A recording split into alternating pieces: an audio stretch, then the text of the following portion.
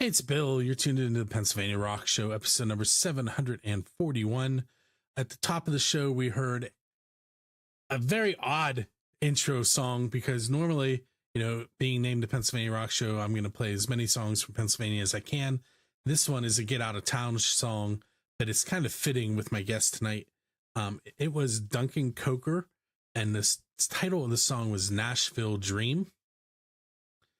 And then we also heard a brand new song from Five of Cups, Rock is Dead.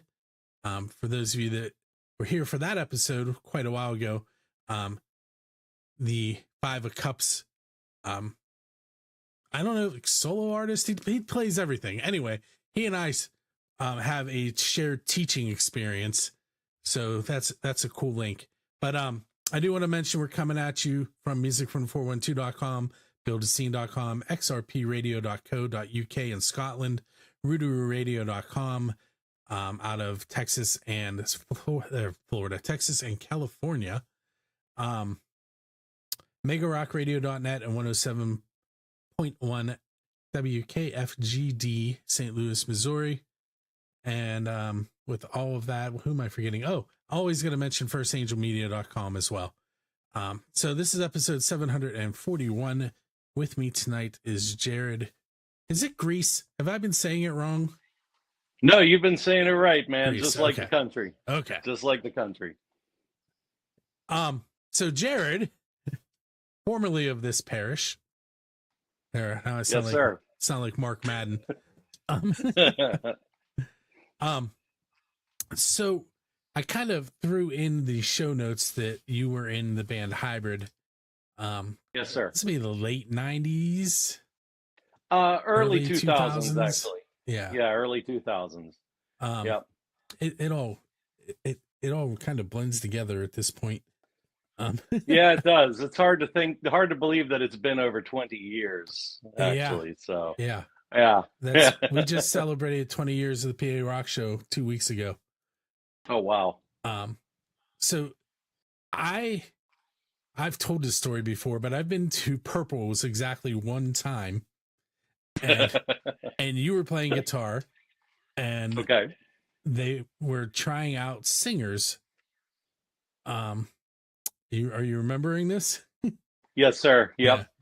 Yeah. Terry McCausland, now known as Terry Lee Spencer, and why can't I remember the other guy's name?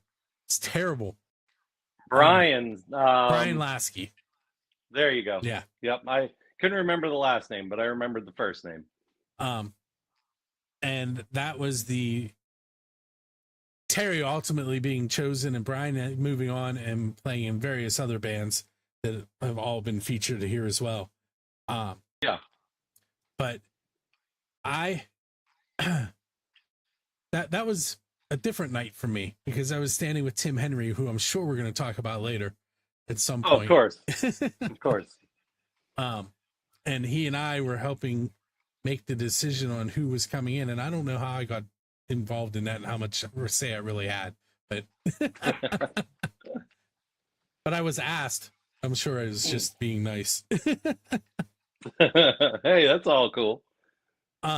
So you're teaching elementary music, correct? Yep.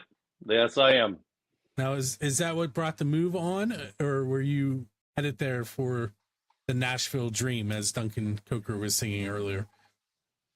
Nashville Dream, but the teaching thing is cool because you have a much better set schedule. I mean, I don't have to worry about working nights or anything or weekends, so it gives me a lot of room to basically do any other music stuff that I want. Now, granted, if I have a late night gig, that does make work the next day a little bit challenging, and I'll have to make sure and hook myself up with some coffee. But that's how that goes. Now, does your wife also teach music? Did I have that correct? Yes. But not at the same school, right? No, same district, different school. And See, I kind of see it going on Facebook. Yeah, yeah, yeah. You're doing your homework. um, and I think I've a couple times I've seen you repairing the instruments so you could use them in the classroom as well. Yes. So a little Yep. bit of a luthier. I'm going to say that wrong. It's French. Luthier, luthier, luthier. Luthier. Whatever. Yeah, It is yeah, French, though, luthier. right? You know what? That sounds good to me. Probably though, probably. But yeah, I mean, I'm not a trained luthier, but whenever you have somebody that you have a broken ukulele or a broken cheap guitar, I can fix that fairly easily. um, so you're doing session work while you're there? A little bit. I'm doing more hired gun type of stuff, though that slowed down a little bit because of the pandemic, I won't lie. But it's been picking up a little more. I've been doing some bluegrass stuff for a friend of mine that's a songwriter in the area. So I'm kind of new to the whole bluegrass thing. I've been a fan of bluegrass for many years, but I've just been kind of a casual bluegrass player. So I've had to kind of do some wood shedding to to get my chops up a little bit for that. Because that's whenever you're playing an acoustic guitar, there's no distortion or effects to hide behind, especially with that style of music. So a few months ago, I was talking to someone else from Nashville, and I dropped your name, and knowing he wouldn't know who you were, but now I'm Yeah. going to drop his name to you, and then Okay. your homework is to track him down, and you're really going to want to. Okay. Cool. Okay, Cool. so his name is Buck Johnson, and Buck Johnson. Okay. he, up until recently, was the touring keyboardist with Aerosmith, and Oh wow. the Hollywood Vampires and various other big name bands that you know of. And he's living in Yeah. Nashville. And he told me the coolest thing is he's out cutting his grass and nobody knows who he is. So we're out of here. Yep. Yep. That's awesome. Um, And that's kind of the vibe down here in Nashville too. I mean, like you're supposed to, if you run into anybody, you're not supposed to bother them. Like it took everything I had in me. We saw Michael Stipe of REM at a coffee shop, and man, I wanted to say something, but I was like, no, the dude's sitting there eating a sandwich. I've got to leave him alone. So the only thing I did when we were leaving, I wished him a good day and went along my merry way. But yeah, in Nashville, you got to keep it cool whenever it comes to like celebrities and stuff like that. I imagine they're So, everywhere. oh yeah, oh yeah. You never know when you're going to run into them. I can't You never remember if know. it was him or another person that I interviewed that told me that the problem with Nashville is the person that's delivering your pizza is a better guitar player than you are. He's not lying. He's not lying. Yeah, yeah, because you just never know. The guy delivering your pizza, whoever's making your coffee, you just never know. I mean, I'm a classically trained musician and have been playing for 33 years, and yeah, you just never know who's going to mop the floor with you. But everybody's pretty cool down here, though. I mean, it's competitive, but it's not how am I trying to say it? It's not aggressively so. So it's not You know, cutthroat. no, no, definitely not. Definitely not. Um, so I imagine that there's a lot of open mic deals going on. Do you go to a lot of those? I did whenever I was younger. Whenever we kind of first moved here and we're doing our thing. Um, it's been maybe a year or two since I've done an open mic. Um, I've just because I've been doing a lot of like playing for other people, I kind of got away from writing my own music. And I've been doing that more lately, been trying to get back into writing. My strength is not always writing lyrics, so that's the one thing that's been a little challenge, kind of getting back into the lyrical side of things. So Once I start getting a little bit of a catalog back together, I'll probably start hitting up more open mic nights again. Well, speaking of writing and playing your stuff and other people's stuff, we're going to take our first break, and I did manage to get Hybrid Cruel Intentions. Nice. And I did also manage to get a copy of the Leslie Bowe song Freedom. Oh, good. This is where I need you to tell me it's okay to play that second one, though. Yes, it is okay for you to play that. Okay. Yes. So before we head into listening to those, pick one of them, either or, and just give me like an MTV Storytellers moment about one of the songs. Oh, well, oh man, both of them are have kind of interesting backstories. Since I have more in the writing process with the hybrid song, I'll talk about that one. At the time, I was listening to a lot of Irish music, and I remember like Steve and Matt kind of more Steve kind of chuckling over the Irish stuff, calling it leprechaun music just to harass me. And I don't remember word for word, but I said, you know what? Someday I'm going to write something using an Irish tuning, and it's going to be awesome, and I'm going to rub it in your faces. So whenever I was at home, I had my acoustic guitar, and I tried a tuning called Dadgad, which is very popular in Irish tuning, or I mean in Irish music. And we here I ended up using that for Cruel Intention, and it ended up being one of our more popular songs that we did during my time with them. And I think that's one that carried over whenever they even after I left the band. And so I know it. Yeah, it was actually covered by another band on what was the name of that record label? Dream something. Well, I can't remember it. I remember who was. It was John Lane, and one of his bands covered it. Yes. His band, weren't they from Ohio or something? Yes, or weren't they based out of Ohio? They had to change their name, but when they first were working together, they were FMA, Future Murderers of America.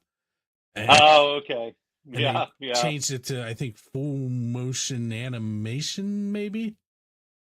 Same letters. That's a little less aggressive. Yeah. All right, so we're going to take a break. We're going to listen to Hybrid Cruel Intentions and Leslie Bowe Freedom. And on the video side, I'm going to give away 2 tickets, courtesy of Dressy Entertainment, and we will be right back.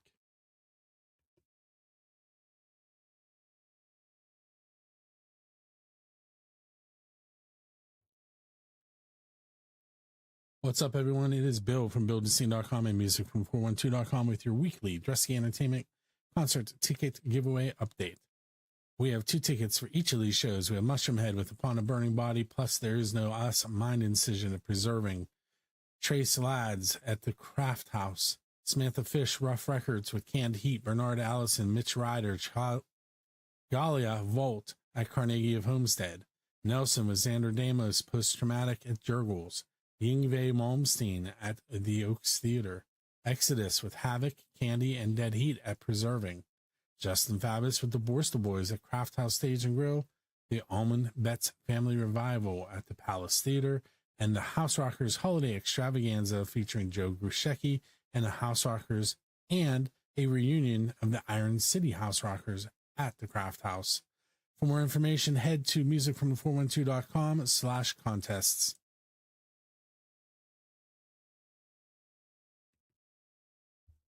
It's that time of the night where I'm going to give away 2 tickets courtesy of Dressy Entertainment. This week's show is Richie Kotzen with Super Monkey on Monday, October 7th. It's at Jurgles, 21 and over only.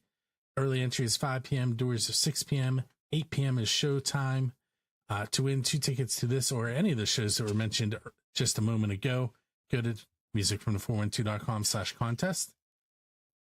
On this week's episode, we have 5 people that entered: Jeff Brooks, Keith Laydig, Tom Trainer, Lily Six, and Andrew Carr.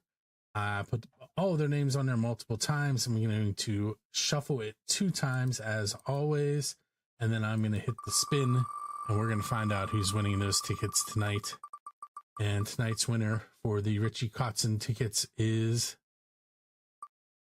Keith Logan. Keith, you know the drill. Watch for your email, giving you the information on how to pick up those tickets. And we will be back with Jarrett Grease momentarily.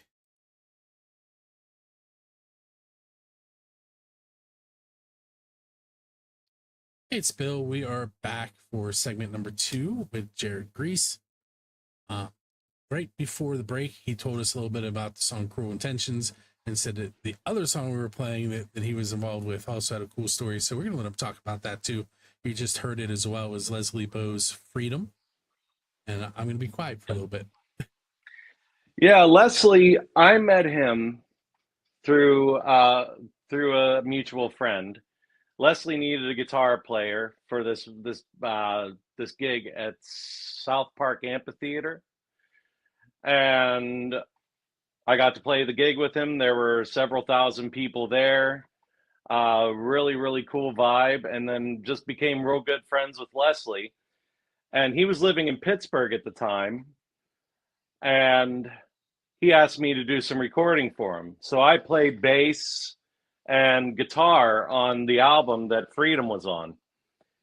And literally, no sound booth. We were in his apartment, and he set up a microphone in the hallway of this old Yinzer apartment in Pittsburgh. And he said, "Okay, man, I just want you to go to town, just play some mariachi sounding stuff, and just go, just play." So I did it all in one take. Didn't even have to go through it again, which was a rarity. But it was real fun. It was a real blast to record that album with him. Now, that in the hallway kind of makes me go back to how this show used to be, where bands were playing in my living room, but I can't remember. Were you ever in my living room? One time, I believe Terry and I came one time. Yeah. Go back and see if I can find anything. Somewhere I probably have a recording of that. Probably, maybe. Yeah. I have a hard drive I threw away. Oh no. I mean, 20 years in, there was a lot of data. Oh yeah, I bet. So I haven't asked you any of my normal PA Rock Show questions yet. Okay. We're gonna start off with the official and the unofficial Build a Scene questions. Okay. So the official one is, who's your Dave Grohl? And by that I mean, who do you want to go up on stage with and perform one of their original songs? Gavin Rosdale of Bush. You used to kind of look like him, even though I always said it was Bruce Kulick. And I really was going to try not to say that, but yeah, that might have been on purpose. I mean, I still have the long hair, but I mean, it's just pulled back. But no, I mean, there's many, but if I had to pick one just right off the top of my head, it would be Gavin Rosdale of Bush. Any song in particular? Wow. Now that is a question. Probably Everything Zen by Bush, because I love the slide part in that. I just love playing. I used to play that whenever I was in my cover band with my friends Bonnie and Brandon Batter before I got into Hybrid. And we actually opened up a couple times for Hybrid when I was in that band, whenever Tim Henry was still in Hybrid, and John, wasn't that their lead singer? John Coslin, yeah. Yeah. So I've seen him for a few years. Yeah. But Everything Zen by Bush, yeah, that would definitely be the one I'd want to play. So the unofficial question, which almost overtook the official one when Dave Grohl had his thing recently, but I decided to stick with it. The unofficial question is, what is the best pizza you've had because you're a musician? Oh, the best pizza I've had. Oh man, that's a fantastic question. There was a place up in Holiday Park that had, was it Vincent's Pizza? I want to That's say, I think it familiar, was in Holiday Park. right? If I remember, I think now it's Bishop's, but it was right near the fire hall. I think so. I recall it being up on the hill, and you could Oh, only pay cash. There were no cards. okay. Maybe that was like up by the old bowling alley. See, I'm not as familiar. Like, if you'd say near the Sheets or something, I would know that. Well, I can't say that because the Sheets has moved.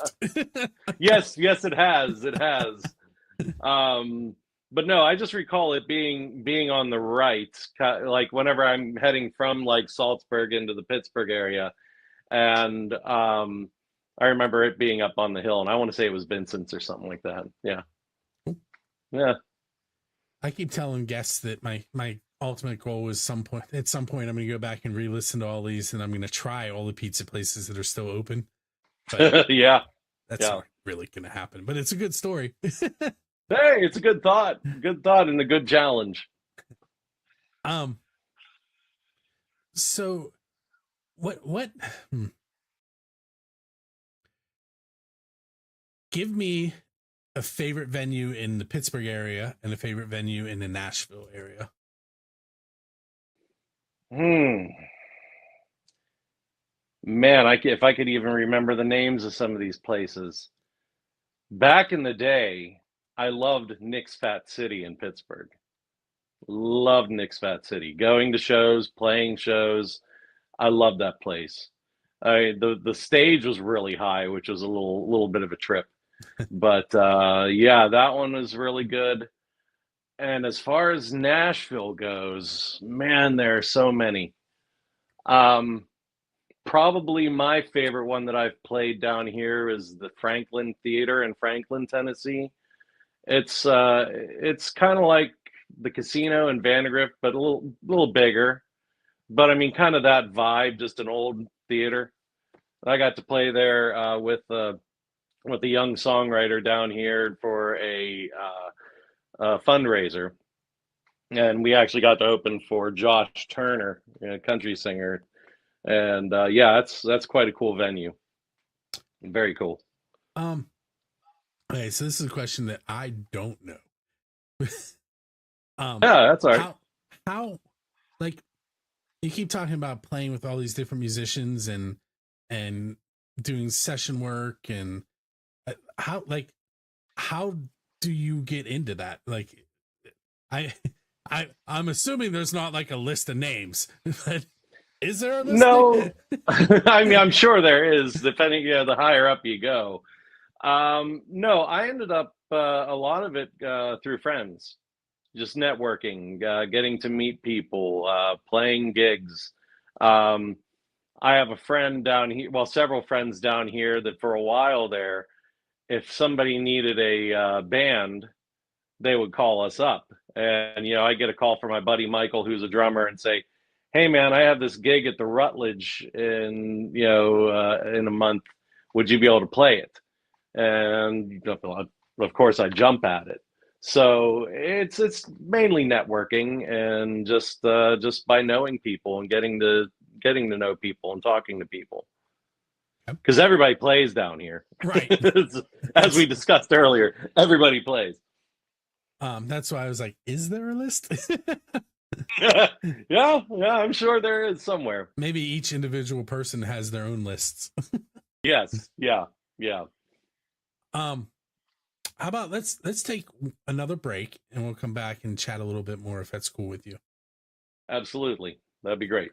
Okay, so we're going to hear from Hunter Root and his song "Run from the Devil" here on the Pennsylvania Rock Show.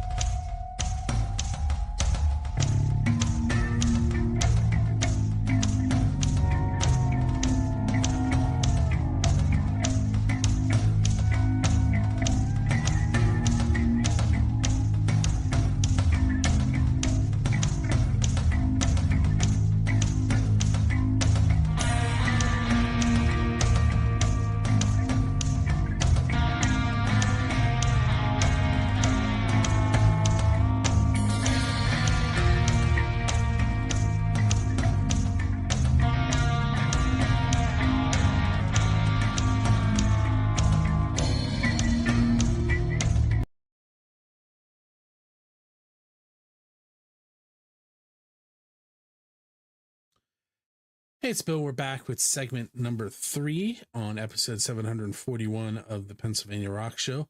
You just heard Hunter Root and his / their song Run from the Devil. That's kind of a country rockish song. We're going to get heavy at the end. Nice. So with me is Jared Grease, formerly of Hybrid, back in the early 2000s. I do still play some of that stuff, but I had to track Cruel Intentions down. It must have been on that old drive that I threw away, which is weird because I had the other 2 tracks off that EP. Really? I did. So I don't know what happened. Well, Live Again is one I wrote basically in its entirety. I wrote the music and the lyrics for that one. So yeah, that one was a pretty cool one. And then Falling was just kind of kind of just a mishmash of like different riffs that we had that we put together to make a song. The cool thing about that EP was I got a copy ahead of time, like a burned CD, and then I got an actual copy afterwards. Yeah. That was the beginning of that kind of stuff happening for me. Which is still cool, by the way. If anybody wants to give me advanced copies of stuff, I love that.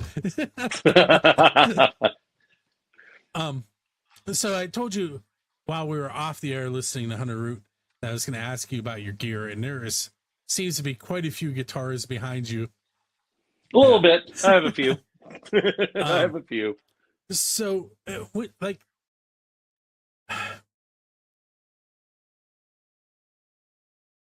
why can't I think of his last name? Is terrible. Bill Duff.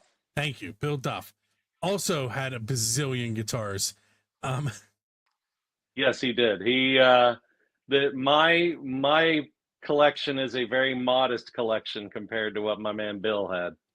I was actually working on a website for him where he was going to start selling them. Oh wow! But it didn't get finished. No. But he was awesome. I only talked to him a handful of times, and he was always super nice to me. He was my best friend for 30 years, and yeah, just you couldn't ask for a nicer human being. I mean, totally supportive. I mean, a great teacher, great musician, just an all around great human being. And he was in my wedding too. He was one of the groomsmen in my wedding, and played for my wedding. So, yeah.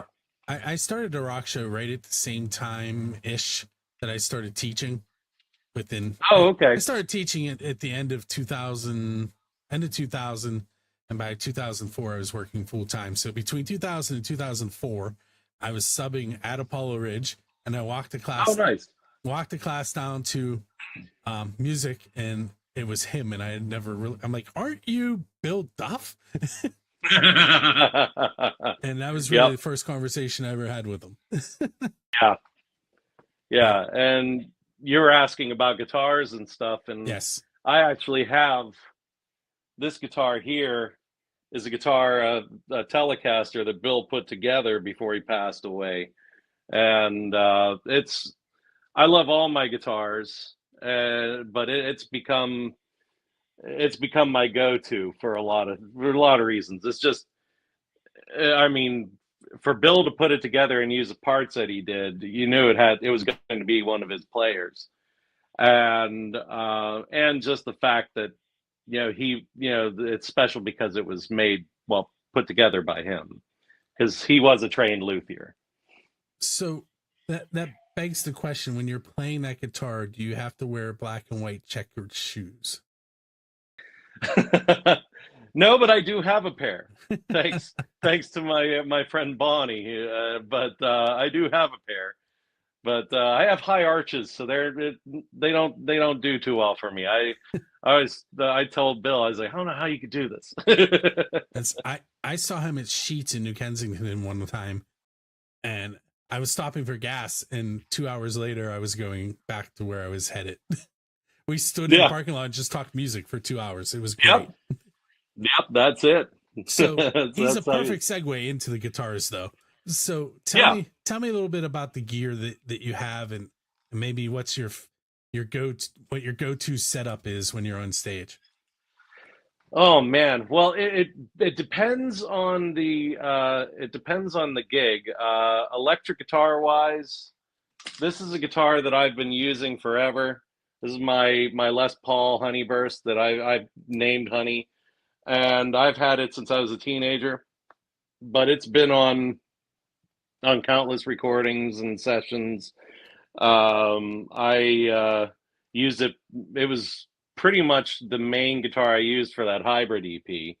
But amplifier wise, I tend to use Fender amplifiers, and I have a small Mesa Boogie amplifier that I use for like heavier gigs. If I'm doing like a harder rock gig, I'll bust out the Mesa Boogie for that, which I've had a few of those down here as well. Is there anything that if you forgot it at home, you would have to turn around and go and get it before you could play? Is there anything that's that important to the guitar?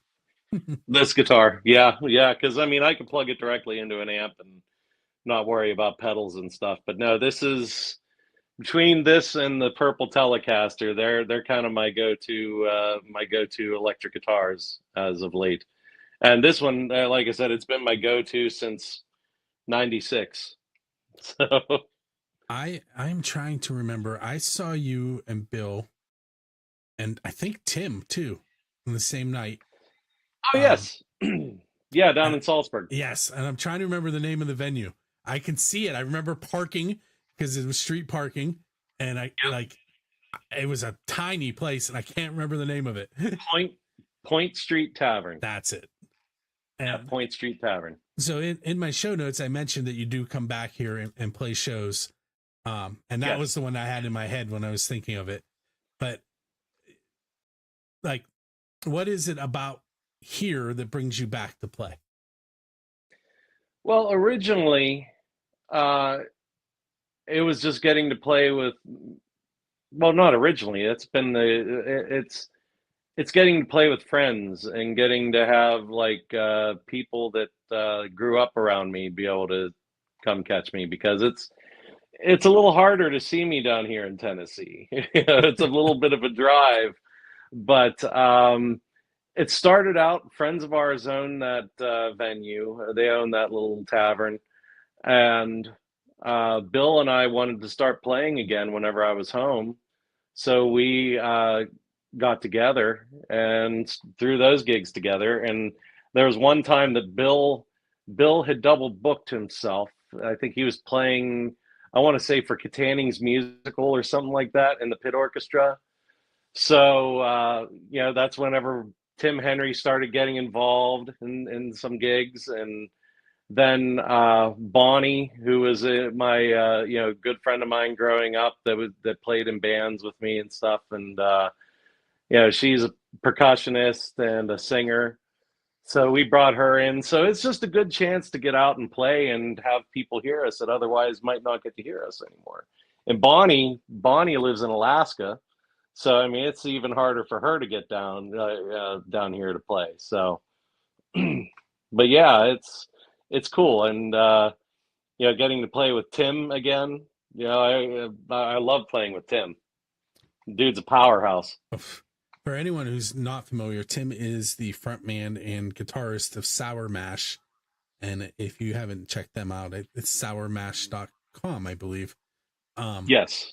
And it's kind of Southern rock, kind of country-ish on a couple songs, which I would have never said with him, but it's definitely there. Yeah. Oh yeah, most definitely. And he's got the chops for it. All those guys do. They're constantly winning Josie Awards for anyone who's familiar with those. They're a great band. Yes, yeah, most definitely. Definitely go out and see them if you get the chance. So, are there any of those shows coming up? Do you have anything planned, or are they just kind of, like, do you guys talk about it, or is it just, hey, I'm going to be in town, can you? Somewhere in between that. They're a little more planned out than that, but not much more. Normally, I don't have anything scheduled right now, but was going to try and figure out something over like the Christmas holiday, because I'm home for almost 2 weeks there. and Bonnie might be home, so it'd be cool if she's able to play, and hopefully Tim Henry too. Yeah, so but nothing scheduled, nothing in the books for that yet. Now, Yet. come to think of it, now that you mentioned Christmas, I think the time I was there was Christmas, because I remember there were white lights, like Christmas lights on the window behind you. Yes. I would Yep. 100% not have remembered that if you didn't say that. Yeah, that was, yeah, and that was actually the last show I played with Bill Duff.